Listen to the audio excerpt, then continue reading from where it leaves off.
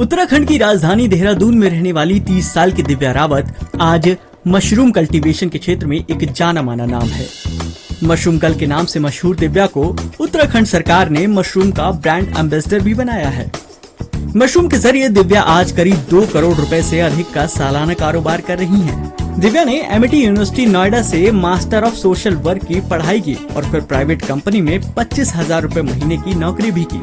दिव्या ने एक के बाद एक करीब 8 नौकरियां बदली क्योंकि उन्हें इन नौकरियों में वो संतुष्टि नहीं मिली जो वो चाहती थी। कुछ अलग करने की चाह उन्हें वापस उत्तराखंड ले आई।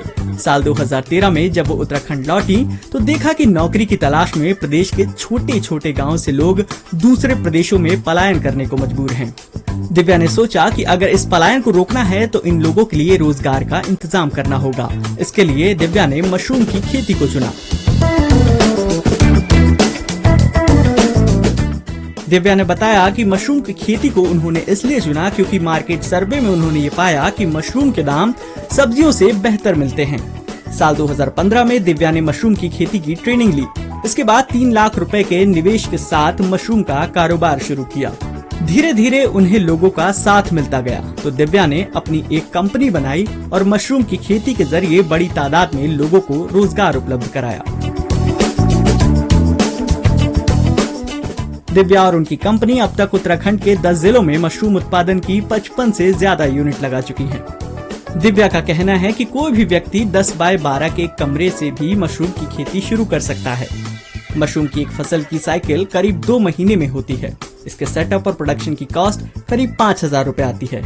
इस एक छोटे से कमरे में 2 महीने में सभी खर्चे काट के 4 से 5,000 रुपए की कमाई की जा सकती है। मशरूम की खेती के लिए एक शुरुआती ट्रेनिंग की जरूरत होती है जो प्रदेश के एग्रीकल्चर या हॉर्टिकल्चर डिपार्टमेंट से फ्री ऑफ कॉस्ट ली जा सकती है। फिलहाल Divya Saumya food private limited नाम से कंपनी चलाती हैं जिसका सालाना टर्नओवर करोड़ों रुपए में है। उनका मशरूम प्लांट भी है जहां साल भर मशरूम का उत्पादन किया जाता है। इस प्लांट में सर्दियों के मौसम में बटन, मिड सीजन में ओएस्टर और गर्मियों के मौसम में मिल्की मशरूम का उत्पादन होता है। दिव्या की ख्वाहिश है कि सिर्फ सब्जी ही नहीं बल्कि एक आम आदमी की डाइट में हर तरह से मशरूम को शामिल किया जाए।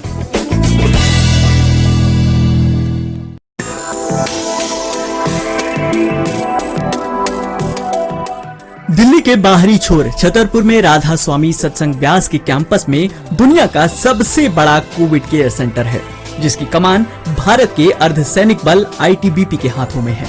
यहाँ जरूरत पड़ने पर 10,000 तक बेड लगाए जा सकते हैं। फिलहाल यहाँ 2,000 बेड पर कोरोना पॉजिटिव मरीजों को भर्ती किया जा रहा है। ये टेम्पररी हॉस्पिटल राधा स्वामी सत्संग व्यास के कैंपस में बना हुआ है। इसकी कमान भारत के अर्धसैनिक बल आईटीबीपी के हाथों में है। इस सेंटर में पिछले 5 दिनों से भर्ती पूजा ने बताया कि यहाँ अस्पताल से भी बेहतर सुविधाएं दी जा रही हैं।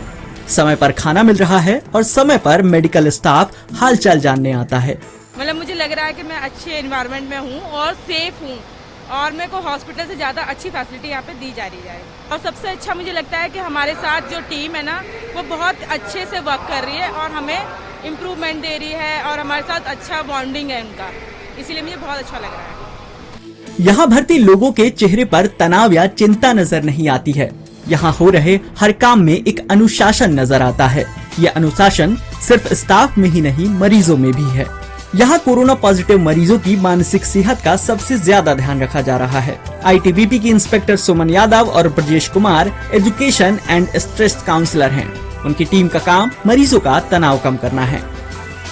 Doctor Rita Moga medical specialist हैं। वो उन मरीजों का ध्यान रखती हैं जो पहले से किसी और बीमारी से भी पीड़ित हैं। डॉक्टर मोगा बताती हैं कि यहाँ मरीज बहुत ज्यादा हैं।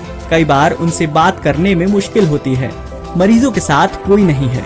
ऐसे में हमें ही उनकी हर जरूरत का भी ध्यान रखना होता है। यहाँ पे काफी सारे चैलेंजेस हैं क्योंकि हमारे पास बहुत ज्यादा पेशेंट का लोड है और सिक पेशेंट है, उनसे अंदर कम्युनिकेट करने में हमें मुश्किल होती है और पेशेंट्स के साथ उनके कोई भी नहीं है तो उनको कुछ भी होता है तो हमें डायरेक्ट इन्वॉल्व होना पड़ता है। भारत में इस समय कोरोना संक्रमण के करीब 1 लाख नए मामले सामने आ रहे हैं और ये तादाद दुनिया में सबसे ज्यादा है। दुनिया में इस समय भारत में कोरोना संक्रमण के सबसे ज्यादा मामले सामने आ रहे हैं। दिल्ली के बाहरी इलाके छतरपुर में ये दुनिया का सबसे बड़ा कोविड केयर केंद्र है, जहां अभी मरीजों के लिए 2000 बिस्तर हैं और इनकी संख्या 10,000 तक बढ़ाई जा सकती है। छतरपुर के इस कोविड केयर सेंटर में अब तक करीब 5000 संक्रमित भर्ती हो चुके हैं। यहाँ बिना लक्षणों वाले या हल्के लक्षणों वाले मरीज भर्ती किए जा रहे हैं। अभी तक यहाँ पर एक भी मरीज की मौत नहीं हुई है। डॉक्टर प्रशांत मिश्र बताते हैं कि यहाँ 1800 सामान्य बिस्तर हैं, जबकि 200 बिस्तरों पर ऑक्सीजन सपोर्ट है। आपात स्थिति के लिए आईसीयू भी तैयार किया गया है।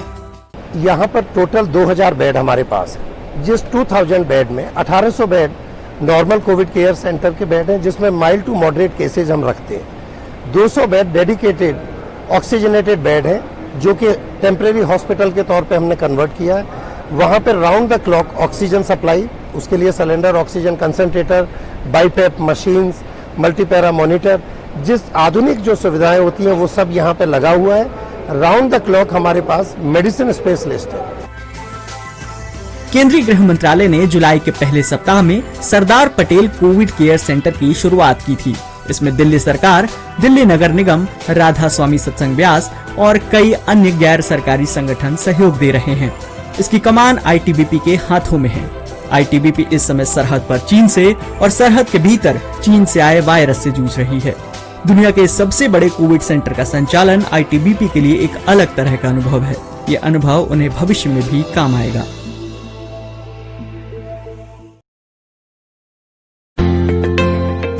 नमस्कार, ये दैनिक भास्कर की मॉर्निंग न्यूज ब्रीफ है।